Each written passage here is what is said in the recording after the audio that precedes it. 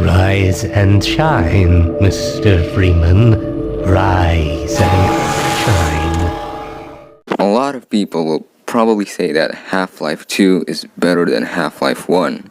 It's pretty obvious why, since Half-Life 2 has improved graphics, physics, story, and the overall gameplay. While I do also think that the second game is better, there are still some things which the first Half-Life game did better than the second. And in this video, I will be listing them. So grab a crowbar, put on your hazardous environment suit, and let's begin. But first, you might notice this watermark in the clips I'll be showing you. That's because I actually recorded them.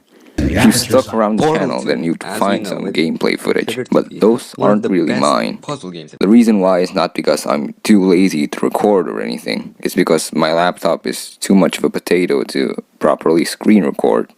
Because I'm a potato. So I found a recorder which actually works for low-end hardware, but it's paid, like everything else in this world. And if I don't buy the full version, then I'll have to deal with the watermark on the top. And if I don't do so within 15 days, then I'll never be able to use it ever again at all. And I don't have money, so of course I'm not able to afford the full version. The gameplay footages of my games were either recorded by a friend or recorded in the engine itself. So I get to crop the watermark. But anyways, back with the video.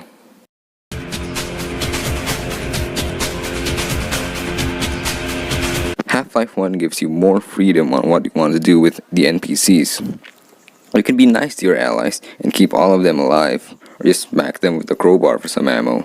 They will also react to your actions on them. They will follow you if you ask them to follow you, and stop if you ask them to stop. Some NPCs will get tired at times and stop automatically. I don't think I can last much longer. If you accidentally shoot a guard, then he will become hostile and shoot you back. While in Half-Life 2, if you try to shoot a resistance member, well, you can't. The bullets sort of phase through them. Only the enemies can kill them, so it doesn't really give you that much freedom over what you can do with them. Not implying that you'd want to kill them or anything.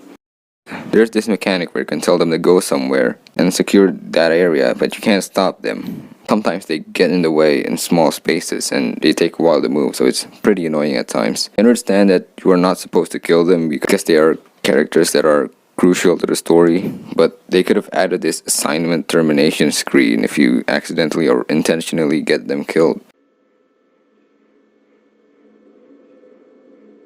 Half-Life Opposing Force has better AI and NPC behavior. Like, you can ask a medic to heal you, an engineer to open locked doors, and if you get damaged, they will come to your position and kill the threat. Oh, and I forgot to mention that if you stand in the way of a guard while he's shooting, he might accidentally hit you. Not implying that Half-Life 2's NPCs are bad, but Half-Life 1's NPCs are a bit more realistic.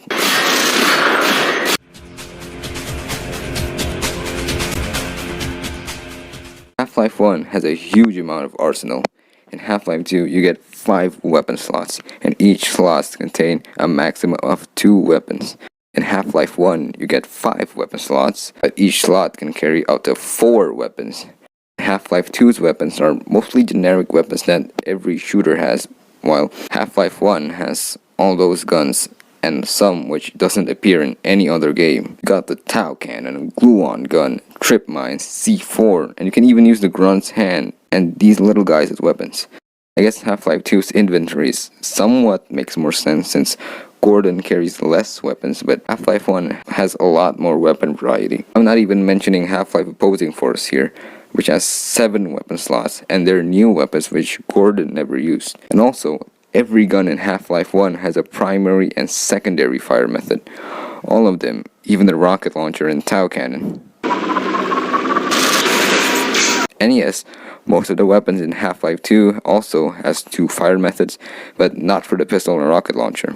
It might have been a good idea to always have the laser guidance turned on for the rocket launcher, but sometimes you also use it to defeat enemies. And in Half-Life 1, you can turn off the laser guidance, shoot, head straight back to cover. Do that in Half-Life 2 as you must guide the rocket, so you can't take cover while waiting for the enemy to get hit, putting you at risk of getting damage, and you can't hold right click to fire the pistol with a faster fire rate, so you'll have to click fast with it.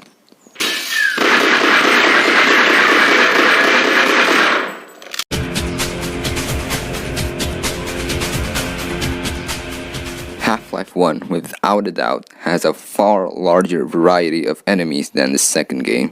It mostly consists of Zen aliens, but the AGCU also has some variations. Half-Life 2's enemy variety mostly comes from the Combine, but they only have different weapons and designs, which is kinda like the AGCU, but Half-Life 1's non-human enemies vary. In Half-Life 2, the only Zen aliens you'll be killing are headcrabs and antlions. That's it. There are Vortigons, but they're not hostile. The aliens that are in Half-Life 1 are hostile, except for that last level where the Vortigons turned good. But there's a lot of them, from headcrabs, bull squids, hound eyes, all the way to Nihilants and Gonarth. There are a lot of them. While Half-Life 2 gave some variations to the headcrabs and zombies, it's nothing compared to what Half-Life 1's enemies has to offer. And again, I haven't even mentioned opposing force here, which included more enemies than Half-Life 1 originally had. I call them the Big Boys, or more known as Race X, which can be defeated by the new weapons I mentioned in the previous part.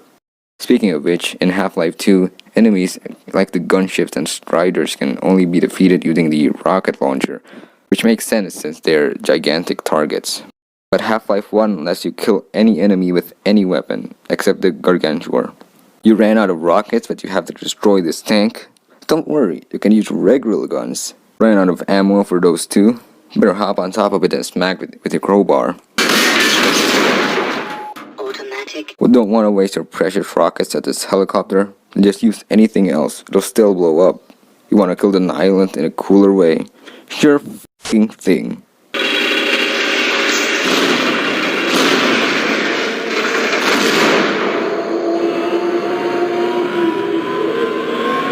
So yeah, Half-Life 1 has a larger variety of enemies.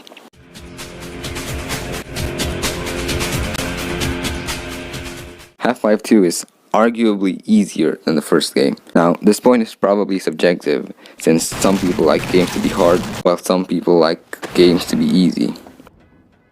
Yeah, I'm looking at you, game journalist. I beat both games in normal difficulty since I'm not an epic pro gamer, and it took me longer to beat Half-Life 1 than Half-Life 2.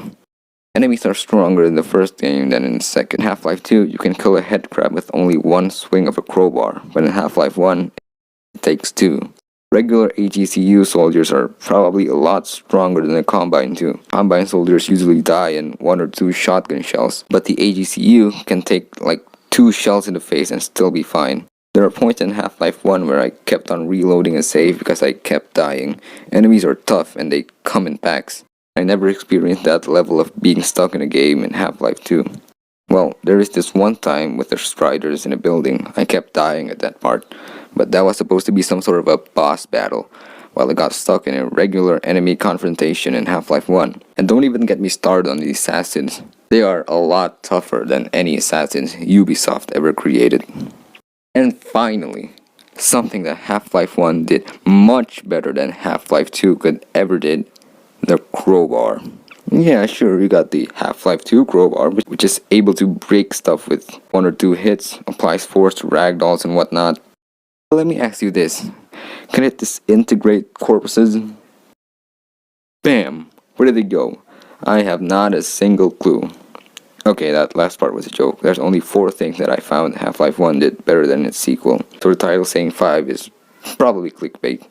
But hey, 5 sounds better than 4 for a title, right?